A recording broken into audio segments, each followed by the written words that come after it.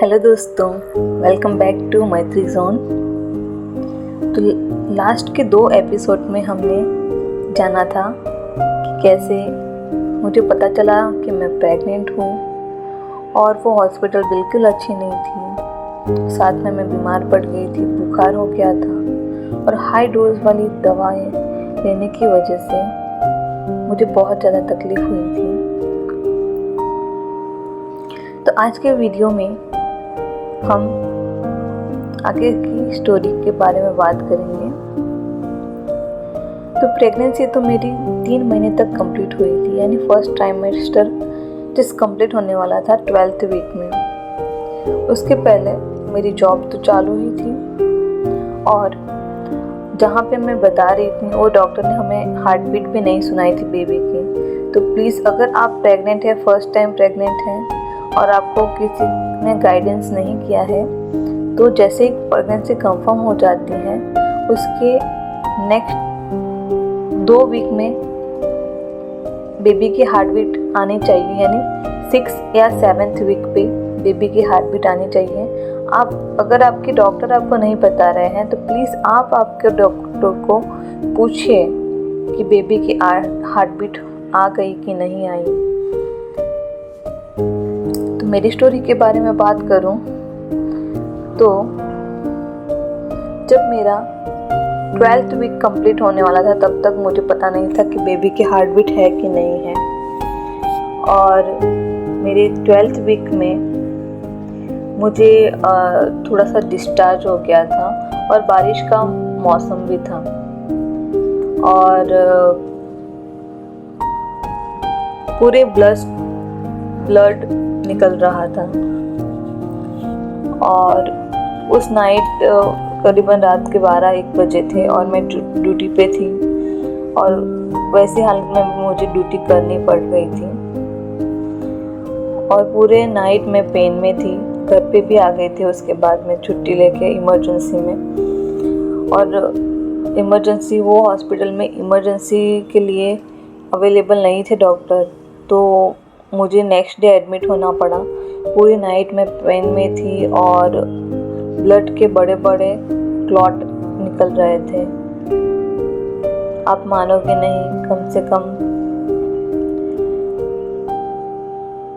12 से 15 बार मैंने उस नाइट पैड चेंज किए होंगे और कंटिन्यू ब्लड जा रहा था। तो आप ये मिस्टेक मत करना, कुछ अच्छे हॉस्पिटल में आप एडमिट होना और फाइल अच्छे हॉस्पिटल से करवाना, जिससे कुछ भी इमरजेंसी हो तो आप तुरंत एडमिट हो सकते हैं और डॉक्टर का सपोर्ट ले सकते हैं।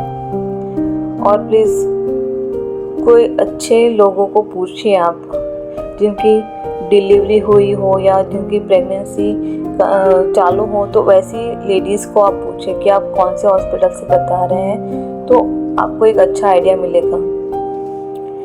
बाकी आप अकेले ही कोई हॉस्पिटल में जाओगे तो वो थोड़ा आपको हेल्पफुल नहीं होगा। तो आप प्लीज़ आपके फैमिली मेम्बर्स या आपके अड़ोस पड़ोस में कोई लेडीज़ हैं जो प्रेग्नेंट है तो उनको पूछे कि कौन सी हॉस्पिटल अच्छी है और वो आप कहाँ दिखा रहे हैं। तो वो नाइट मेरे लाइफ की सबसे ख़राब नाइट थी। तो प्रेगनेंसी तो मेरी मतलब अभी वो पता तो चल रहा था कि क्या हो गया था। फिर नेक्स्ट डे पूरी नाइट मैंने ऐसे रो के और पेन में गुजारी थी।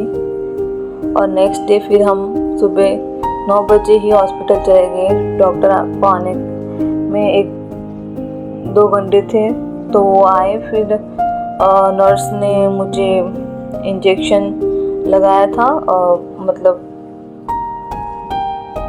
एनेस्थीसिया के लिए। और क्योंकि मुझे DNC करवाना पड़ेगा ऐसा बोला था डॉक्टर ने। और कोई अच्छे डॉक्टर होंगे, लेडीज़ डॉक्टर आप रेफ़र करना। तो वो डॉक्टर तो अगर नेचुरली आपको क्लॉट निकल जाते हैं तो वो मेडिसिन ही देते हैं फर्स्ट ट्राइमेस्टर में, अगर ऐसा कुछ होता है तो। और मेरा बेबी तो पूरा ग्रो भी नहीं हुआ था तब वो।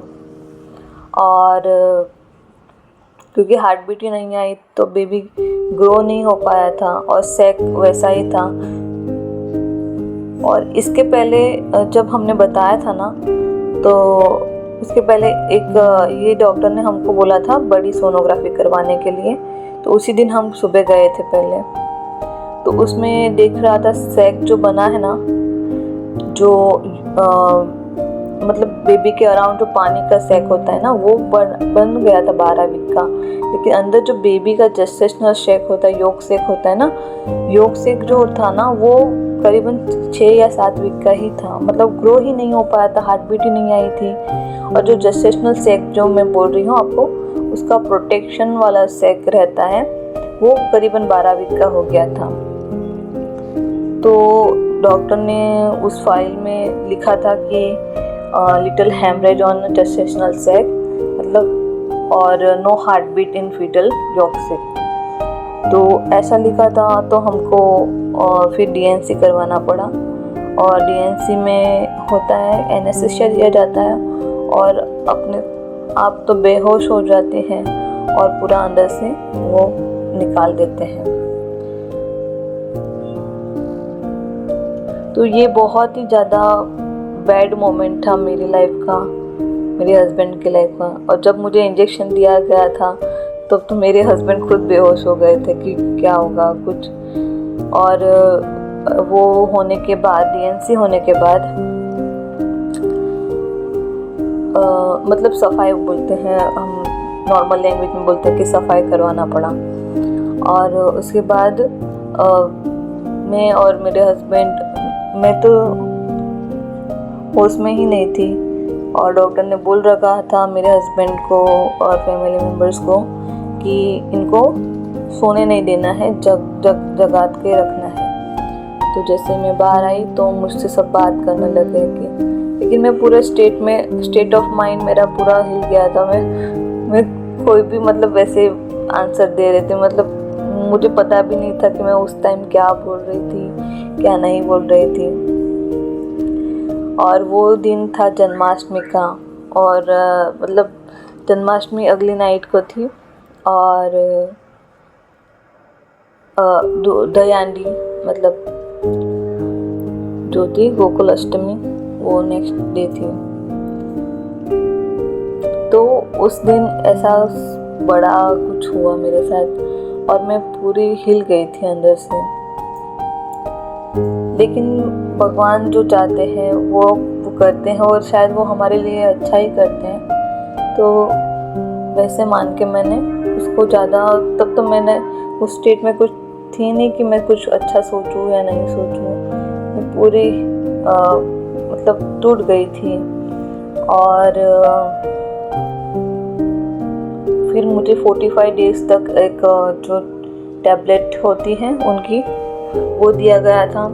और फिर बोला था कि 45 डेज़ के बाद आपको नेक्स्ट पीरियड आएगा और अगर नहीं आता है तो फिर आप आना। नेक्स्ट वीडियो हम जल्दी बनाएंगे, तो उसके लिए आप कंटिन्यू रहें, हमारे चैनल के साथ जुड़े रहें। तब तक के लिए बाय बाय।